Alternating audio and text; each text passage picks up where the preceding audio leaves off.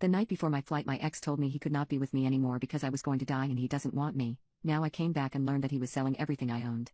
I was just out of the country for over 2 months while I was being treated by specialists for medical problems I have. During that time I had my personal valuables kept at a storage company, which was supposed to be good for security since I don't have close family and didn't want to leave things like my computer sitting around in my apartment for that long. I also have some payments I get which I made sure would automatically go to an account because I have renters in my old house and want to make sure certain bills get paid without me having to think about it. I thought it was all set up good enough that I could be out of the country and focus on what I needed to focus on, then come back to everything as I left it. A while ago when I was in a lot of pain and on a lot of medication, I had a lawyer help me make sure my ex could make decisions for me if I was incapacitated. Honestly, I had totally forgotten about this because at the time I was very foggy. I barely remember anything about it. The night before my flight, my ex told me they could not be with me anymore because of my health problems, saying I was going to die and they did not want to be with me for that. My issues are pretty bad, and yes, my life will maybe not be as long as it might have been, but I really could not deal with that at the time mentally, so just said okay and went on my trip. We had been together for 16 months but not strictly living together. Now, I came back to learn somehow my ex has started taking and maybe selling everything. They have paperwork saying I was incapacitated plus the power of attorney I granted them. I was not incapacitated at any time during my treatment.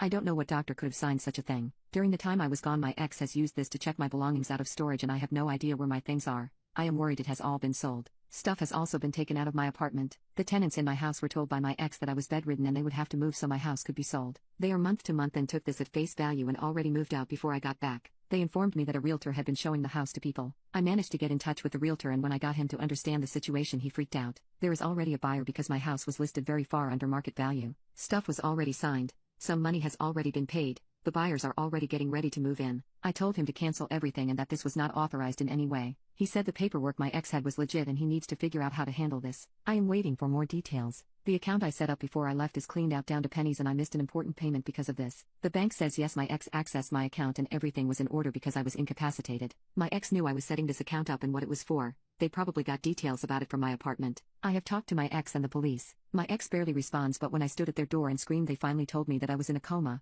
Not true. So they had to sell my things for me. I think I heard them saying you won't need it anyway through the door. The police are telling me a few things. I tried to report my ex for theft for stealing my things from storage and was told it is a civil issue. I told them the rest of the story and it's like they don't even know how to respond to me. Sitting at the police station seems to just be wasting my time because no one there seems to be able to do anything. They say come back tomorrow when someone else will be there. Supposedly officers went to my ex's place and were shown the paperwork. Tomorrow I am going to see a lawyer who advertises help with elder abuse power of attorney fraud, which is the closest thing I could find. If they can't help me, then where do I go next? Is there some key thing I can say to the police to get them to arrest my ex right this second and stop this? I have to believe this will all be fixed eventually, but how screwed am I? Update. I'm a woman in my early 30s and my ex is a man around the same age. It has been a strange few days. I met with my lawyer Monday morning and she was very supportive. Even though she usually deals with elder abuse, she said my situation was very much within her expertise and seemed excited to have me as a client. She was also very angry. After last Saturday I have not had a lot of emotional energy, so it was nice to see someone be like that on my behalf. I spent a while in my lawyer's office and later in the day my ex called me, but my lawyer had told me not to talk to him for now, so I did not answer. We listened to a message together though, and my ex said he was selling things for my benefit and was investing it for me to help with any bills I have to pay. My ex also said they were interested in getting back together since I came back safely from my trip.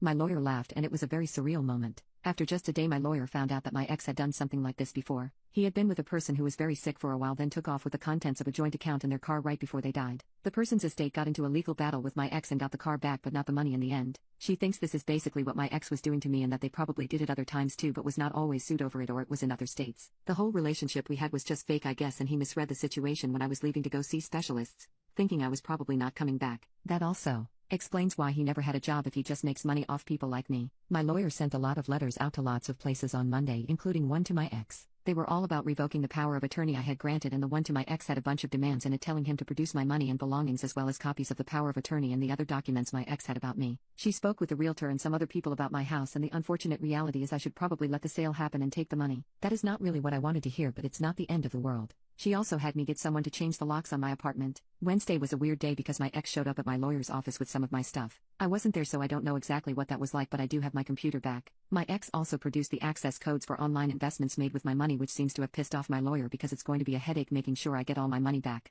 She has dealt with this before and is going to help me recover as much of it as possible. She also says we will almost definitely be going after my ex for money because there are a lot of problems with what he did, and the power of attorney itself is very suspect, but she needs to talk to the hospital and some other people first. My lawyer says it's a big deal that the paperwork my ex was using to say I was incapacitated is from when I was hospitalized around the time the power of attorney actually happened. To sum it all up, Now I have my computers back, but my money is in online investments and it may be difficult to get the full value back. It is also likely that the rest of the money from the sale of my house is coming directly to me. My lawyer is super awesome and she is spending a lot of time devoted to this for me, which feels really good. I just saw my local doctor and he doesn't like that I am under so much stress right after I came home, so I'm going to try and relax.